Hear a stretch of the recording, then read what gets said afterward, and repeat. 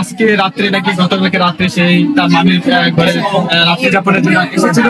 তারপরে কিন্তু এই ঘটনাটি ঘটেছে, যা সকালবেলা এই তিশার যে বোন মিম সে কিন্তু ঘটনাস্থলে তাদেরকে ডাক দিতে এসেছে এই ঘটনাটি জানতে পেরেছে। দর্শক, আমরা কিন্তু এখন পেয়েছি। তবে আরেকটি দুঃখজনক বিষয় হচ্ছে যে শাহপরান যে মালিক, সেই মালিকের যে স্ত্রী, যে এখানে একজন মহিলা রয়েছেন, সেই মহিলাটি 6 মাসের প্রেগনেন্ট অবস্থায় রয়েছেন, তার পেটে একটি বাচ্চা রয়েছে। আসলে দর্শক, এরকম একটি ঘটনা যে ঘাঘটিয়া ইউনিয়নে ঘটে গেছে, এটা কিন্তু আমরা আসলে কখনোই সকাল সকাল আশা করিনি।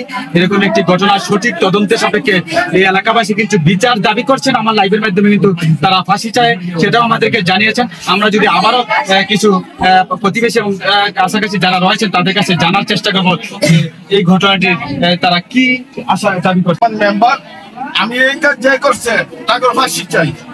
আচ্ছা, আপনি কি আসলে এই সম্পর্কে, পরিবার সম্পর্কে, দুই পরিবার সম্পর্কে তাদের মধ্যে যে সম্পর্কটা, বন্ডিংটা কি আসলে হতে পারে, কি এরকম কোনো ধারণা কি আছে? না, এমন ধরনের কোনো ইয়া দেখি নাই, কিন্তু কি কারণে তৈল এই তাদের কি কোনো প্রতিবেশী শত্রু আছে কিনা এমন ধরনের স্যার এরকম একটি ঘটনা কিন্তু আসলে ঘটে গেল।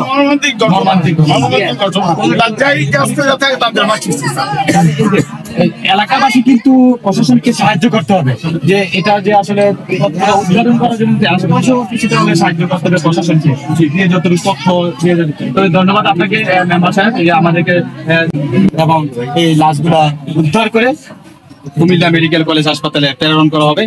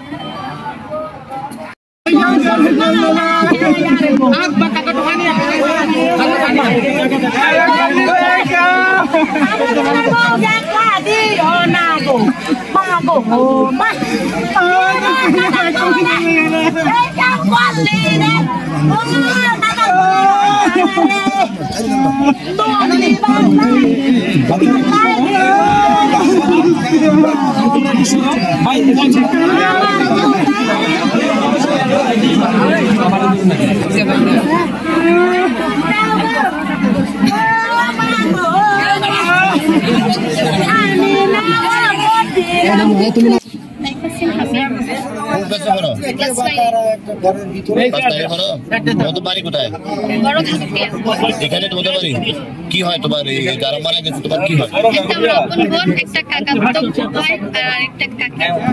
তুমি এসে কি দেখছো বলো? আমি আইসা যখন আমি আমার বোনকে ডাক দেওয়ার জন্য আসছিলাম, জানালা দিয়ে এদিকে দরজা খোলা আর ওই দিকটা জানালা খোলা। তখন আমি জানালা দিয়ে উঠে গিয়ে দেখি মানে আমার কাকি ফার্স্টে দেখছি আমার কাকার তো বাইরে অসমস্ত শরীরে রক্ত চলে আসছে। আর পাশে আমার বোন ছিল, ওর মানে মুখে কি জানি কাপড় নাকি কি জানি দেওয়া ছিল, আর ওর কাকির মুখ দেখে নেই, কিন্তু শরীরে রক্ত দিচ্ছে শুধু। তারপর কি হয়েছে? তারপর আমি বাসায় যাইয়া মানে সবাইকে বলছি, তারপর আমার আম্মুকে, তারপর আমার দাদিকে বলছি, তারপর তারপর আমি আসি নাই।